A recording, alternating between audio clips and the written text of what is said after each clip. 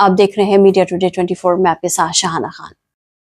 Israel और Hamas के बीच ceasefire जारी है। इस सीजफायर के तहत हमास लगातार इजराइल के बंधकों को रिहा कर रहा है, लेकिन अब हमास ने इजराइल पर इस संघर्ष विराम समझौते का उल्लंघन करने का आरोप लगाया है।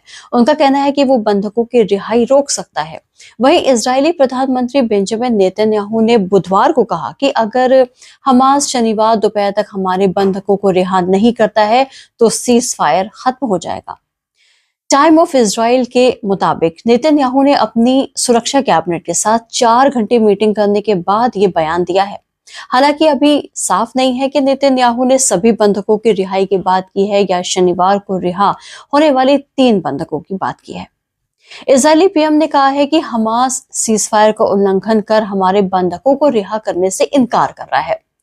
इसके मद्देनजर मैंने आईडीएफ को गाजा के आसपास सैनिकों की संख्या बढ़ाने का आदेश दिया है।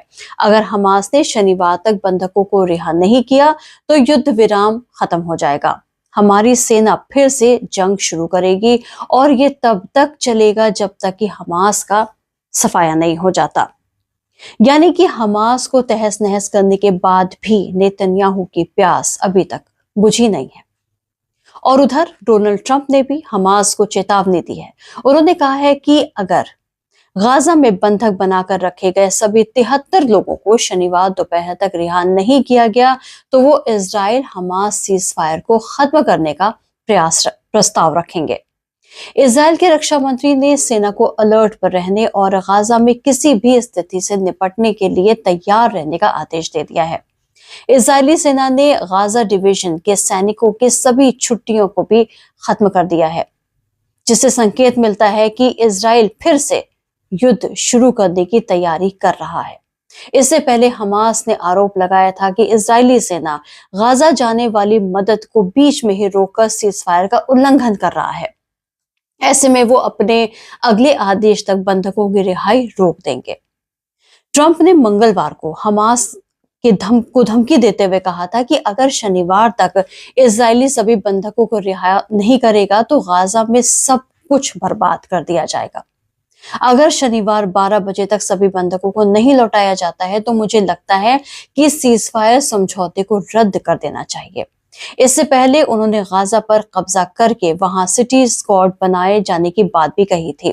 तब उनका कहना था कि उन्होंने ये बात कही थी कि फिलिस्तीनी लोगों को गाजा से विस्थापित करके जॉर्डन और मिस्र में बसाया जाना चाहिए। ट्रंप की धमकी पर भी हमास ने जवाब दिया है। हमास ने कहा है कि अगर एक साथ सभी बंधकों की रिहाई होती है तो ये सीज फायर डील के खिलाफ होगा।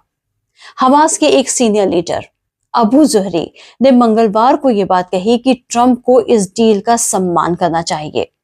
जोरी ने यह भी कहा कि बंधकों की वापसी का यही एकमात्र तरीका है, धमकी का कोई मतलब ही नहीं बनता। इससे मामला और भी मुश्किल हो जाता है, लेकिन ट्रंप ने शनिवार तक सबको छोड़ने की डेडलाइन दी है। उन्होंने ये भी बोला है कि नहीं छोड़ा तो नरक के दरवाजे खोल देंगे।